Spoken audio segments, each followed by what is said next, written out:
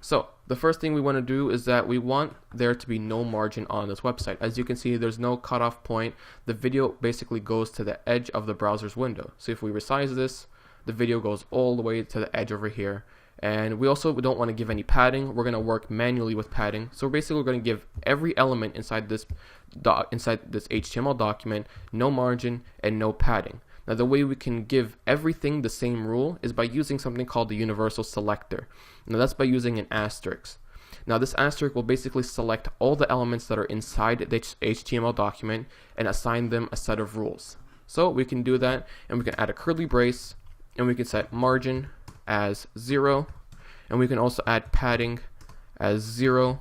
Later on in individual sections and individual rules, we can assign padding to different things and margin to different things. But as a general rule, let's put margin and padding as 0 for it to start with. So let's go ahead and work on the next part. Now, as you can see, all of this font is the same font family. So might as well make this whole website the same font. So let's go ahead and make a selector, should I say, for the body. So body, and inside this curly brace, all we're going to do is put font family. And we're going to use one of the web safe fonts. So it's going to be Calibri. So CALIBRI. And just in case the browser can't do this, we're going to put sans serif just as a backup. Good to have a backup just in case the browser isn't able to load that font. And that will be it for our body. Now let's go ahead and work on the background division that we created.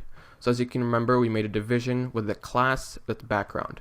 So how do we style a class? Well, we put a period and we write the class's name and we call that background.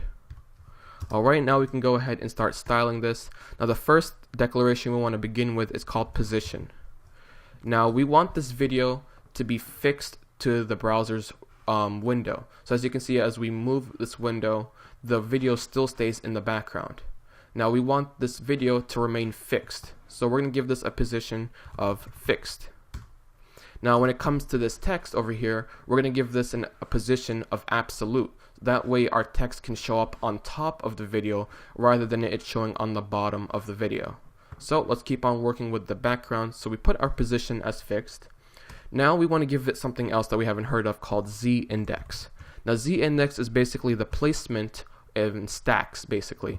So we want this background, we want this video to be in the background. So in terms of layering it, we want it all the way on the bottom layer. Now we can do this through a really negative number, and let's just make this number for the z-index -1000. Now what we can do for the text is we can assign a z-index of a positive number. That way that the text is on top, and we are able to style it based on that the text is on top of the video in terms of layers.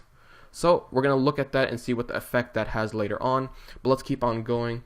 We're going to give this a minimum width should I say, of 100%.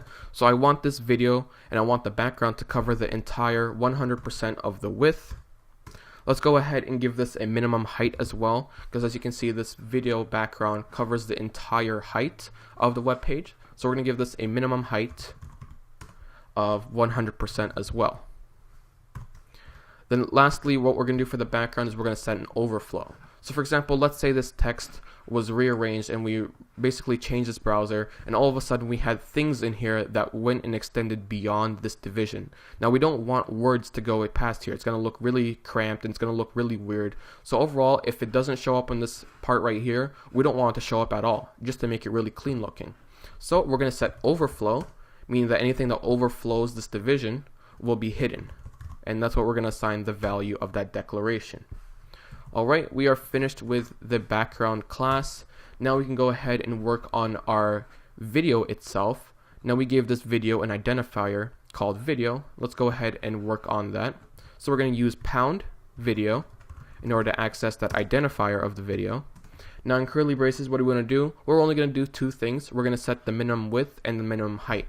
So as you can see, this video is playing in full width and full height, and that's exactly what we want to do. So as you can guess, we're going to set minimum width to 100%, and we're also going to set minimum height to 100%. And there we go. We are done working with this video element. Let's go ahead and work on this actual heading in the paragraph, and we put that, if you can remember, into a division class called content. So let's go ahead back into our CSS and let's mark this with content, which is how we would style a class. Let's go ahead and add that curly brace, and let's see what we're going to do. So the first thing we want to do is we want to give this content a position of absolute. Now, since we gave the background a position of fixed, by making this content a position of absolute, we are able to put all of these texts on top of the video rather than having it show up under the video. So that's what we want. We want this text on top and we want it centered. So that's the only way we're going to be able to achieve this if we set position to absolute. Alright, next up we have width. Now basically we're going to set the width to 100% so that the text and the content goes all the way to the left and all the way to the right. It doesn't mean that the text is going to spread out all the way to the left and all the way to the right. We just want to make sure that this text basically expands all the way to the end of the browser's window. So with 100%, and we're also going to give this a minimum height of 100% because we have nothing else on this browser window, nothing else on this website. All it is just a background and headings and paragraphs, and all of those can take up 100% of the width and the height. So let's keep on moving. Now we're going to work on the Z index. Now as you remember, we put the Z index of the background as -1000, meaning it's really low in terms of stack. Now we want this text to be on top of the stack, so we're going to give this a really positive number. Let's go ahead with 1000. Alright, now if you remember that video that we just played, that video was a little bit too light for us. As you can see, the background for here is pretty dark, but if we open up that video again, let's go here to desktop, web developer course, and let's open up that video. This video is pretty light, and we want the video to be able to contrast with our text. As you can see, there's a lot of light colors, and if we put white text on here, it wouldn't, you would be struggling to find that text. So we want to give this the darker shade that's in the background. Now by changing the Z index and by allowing this content to be a width of 100% and a height of 100%, then we can give this a background color of black. So we can give this a background color of black. We can do this through RGB. So we're going to assign the background in RGB, and it's going to be black. So the RGB values for black are 0, 0, 0. Now we also want to give it opacity, because if we create this background as full black, you won't be able to see this background. Now we just want there to be a background of black, but we still want to be able to see through it. We kind of want it a black transparent. So we're going to change the opacity of the color. So we can do this by adding another comma, and we're going to change the opacity to 0.7. This will allow us to be transparent, but also give off this black hue in the background. So that will be it for the background. We can go ahead and end this off with a semicolon. Now let's go ahead and style the heading. Now how do we access that heading? Well, if we look back, as you can see, the heading is a child, or if you want to call it a descendant of this division class. So let's go ahead and mark this as a descendant. So how do we do that? We write the parent's name, which is .content. Now we add a space to mark that's a descendant, and we write the descendant's name, which is H1.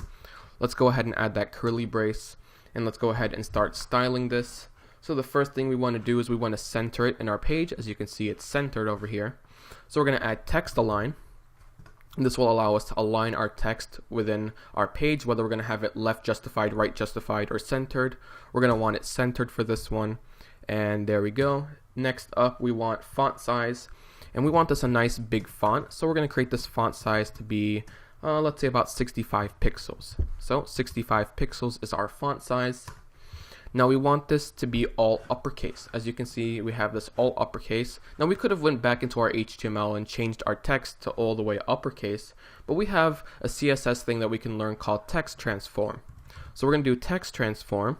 So text-transform. And we can change this to uppercase. So uppercase, and there we go. Now all of our text will become uppercase.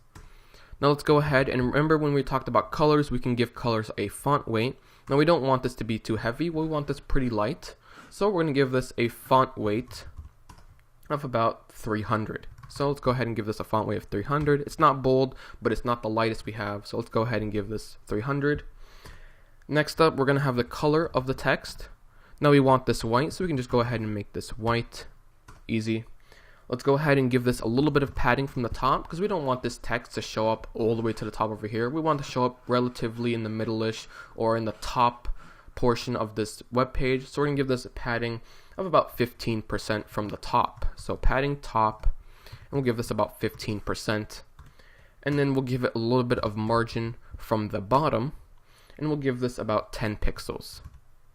That way we can separate the heading and the paragraph that's under here by about 10 pixels.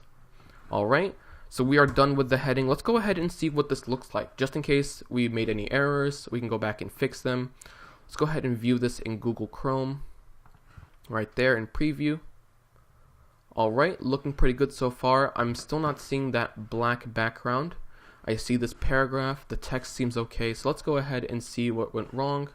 Oh, probably maybe because we didn't save this, or let's see. So let's save, let's go and check this again. Still not working, so let's go ahead and see what happened. Oh, here we go. So we set background as RGB when we should have set background-color to an RGB value. So that was my fault. The CSS got confused as like background, but you want an RGB, you have to select background color. Okay, so another problem we encountered is that it's still not working even though we put background color as RGB. Now the problem is this is not RGB because we have the opacity in here. So my fault, we're supposed to make this an RGBA. That way we can include opacity into our background color. Now when we save this, we should be good to go, and now we're going to be able to see that black hue in the background. Alright, we are almost done now. All we have to do is fix around this paragraph that's over here and center it and change the color and the font family. So next up, we're going to put in the content paragraph. So it's going to be point content paragraph. Let's give this a couple rules. Alright, now all we're going to do is we're going to set text align because we want to center this to center. Next up, we want to change the font size. Now the font size isn't too big. It's going to be around 20 pixels. Next up, we want letter spacing. So we want to space out the letters that are in between over here because standard would look too close together. Standard would look too close together, and we want to give this a little bit space. So we're going to give this a letter spacing of about 3 pixels. So about 3 pixel spacing between each letter. And then lastly, we want to change this color to a gray color. We can do this through a custom color such as AAA, and that should give us a nice light gray color. And that is it. We finished up this sample website with a video in the background. Let's go ahead and refresh our website. And there we go. We have now recreated this website over here. And overall, it looks pretty clean. Nice background. I like the black hue in the background, and the video looks really smooth. And this text pops out at you. And overall, it's a really nice looking website. So congratulations on making your way through this part of the website. We're getting really closer to our final website where we're going to make a pretty cool course landing page. So until then, see you in the next one.